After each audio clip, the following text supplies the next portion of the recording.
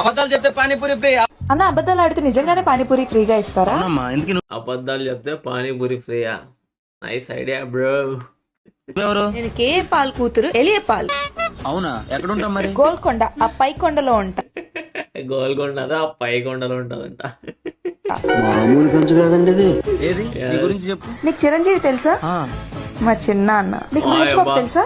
ఆ. మా మేనమామ. నీకు కొడంగల్ మహేష్ బాబు మేనమామనా?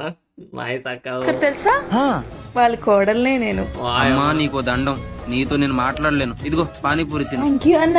ఫైనల్ సాధించింది. ఏయ్, అమ్మ డబ్బులు. డబ్బులా?